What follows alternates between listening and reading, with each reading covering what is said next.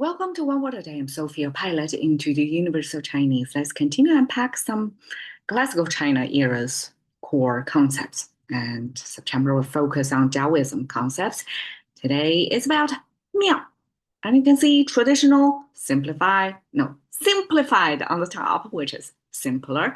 Traditional and 2000 years ago got like in each over the time, they got simpler and simpler, more streamlined. So for me, when I try to unpack, I would go all the way to 2000 years ago script language when we can still see somehow the ideation of how the language creators back then conceptualize what is a temple. Okay, so for temple, we know each culture around the world have their place of worship, and Chinese is their regional worshiping practice, their worshiping place, location, temple, and their way of doing it. So how it's expressed, this special place. First off, it starts with this half dome with a chimney. So one is added a chimney. We know it's not artificial. It's not out there in the world. It's not natural. It's some human built structure. And when it is not fully domed, not a full arch, that means it's semi-open. It's sheltered, but it's kind of open to the public. So it's not a pure private space. It's a public space, but it's a human-built construction. That's a public space. Okay. Then in the middle, Chao, a few episodes ago, we talked about this is about orientation. Everybody is facing toward some direction. And we have the sun symbol, we have the grass growing from the sun, and then we have the air, the breathing. You're breathing out toward the sun, and then you have this shape that's kind of a pointing outward. And then you have the boat symbol. It's about orienting the boat as well. So eventually this character was used often by the emperor himself, because when the emperor is conducting business, is everybody surrounding the emperor. I mean, nobody is behind the emperor. Emperor is actually staged on the top, in the front, and elevated ground, right? It's just like in the Western, like Game of Thrones, like the throne has to be on top, away from everybody and higher than everybody, to give you the sense of power. Like that's the power. And everybody else have to orient their face, their attention, their breath, as if like the boat on the water have to orient themselves, as if the sun, the sun ray from the sun has to beaming out, that you orient yourself toward the source of light. And so this orienting concept, Chao, paired with this human structure, but that's public space, it's not private, that's the temple. So it's people orient this public architecture. Chinese temple. Okay. Miao Tang, temple hall. So hall is, okay, probably not just a regular single story height. Tang is particularly high roof building. That's a hall. English too, like a hall is not only like a corridor, right? But it's somewhere the roof is higher than usual. And temple hall simply is the particular place, because temple normally have high roofs where the incense can go up to. And supposed incense go even higher, right? And that's our ancestor worship place, Miaotang. So who Chinese worship? They worship their last name holder that lived a long time ago. And that's ancestor worship, because it came from there. That's their origin story almost, right? And so that's what they worship. Who else they worship? They also worship big thinkers, or who build a whole framework of how everybody else is thinking on. So Confucius has temple just particular for them. So there is at the hometown of Confucius, there's Confucius Temple.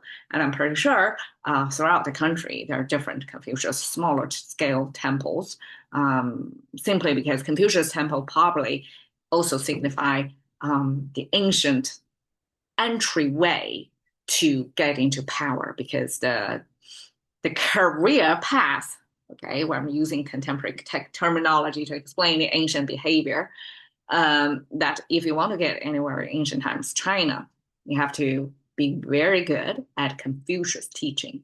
You can recite a lot, you can compose articles, you can comment on what's happening, and using the whole framework of Confucius teaching. That's the unifying thinking framework, and that's what the emperors hire in this government. So the way out in ancient times, if you want to deviate from your default setting, which is farmers, right? You have to earn a living by your hand. If you want to earn a living by your brain, then Confucius is the way to go. So Confucius Temple is the place to worship not only of the ancient thinker, but is actually worshiping the pathway to go upward on the social ladder. Because if you're in power in the government agency back then you're like automatically raised above the average person status. All right, 庙会 is the place. It's kind of similar to not really town hall, because it's not a hall, it's an outdoor place, but it's the marketplace centered around temples. I would imagine in ancient times, the small towns, when people gather, they need to have a location to gather, right? And because miao, such temples, because it's a public place, and that serves as town square almost. And so people go there to buy stuff, to look at people, to chit chat with your neighbor, or like a bigger community neighbor, not just your who live on your street, but who live across the town, something like that, right? So that's your town square equivalent, and that's centered around such temples. And oftentimes, ancient times, I guess, that people in the same community worship the same ancestor. So normally it's like the same town, the same last name, and they have the same temple to worship to, the same lineage. And then there is this interchange of brides going to another hometown, another last name, another household. But we can easily imagine back then the same town sharing the same temple, or maybe there's the biggest benefactor of the local community that people build a temple against this worship place to a particular local legend or last name holder or ancestor or whoever they inspire to worship to locally. That would be the biggest public place for people to gather, and that's equivalent to today's farmers market. I mean, we will argue, but the farmers market today is like, yes, it's a gathering place, but you mostly it's buying your produce, fresh produce place. It's not really serve other functions as much as the ancient miao is. It has this religious function there. It's also a community event. It's also a marketplace to exchange things. All right, so here is, you can see, this is not from Unsplash. This is from my friend who visited China this summer and posted this on WeChat. And this is a Taoism temple. They particularly have this look, almost like a dark purplish red color on the top. That's their wall color. They cannot paint red. That's a royalty palace color. This is Taoism color, and then this is a 天华法语, the heaven flower. Fa means the law, the universe, or the Tao, something like that, right? 雨, the rain, as if that's kind of universal. It permeates our universe like the rain. And this is normally how their gate would look like, this big arch thing. They're kind of humble looking, but you can see their roofs, they're upward turning.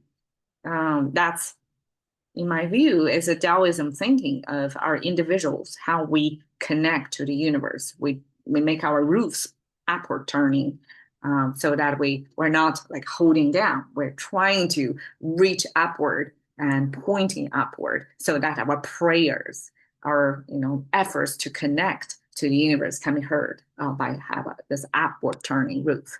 That's my theory. I hope you like today's episode. Meow. Thank you for your time. See you another day.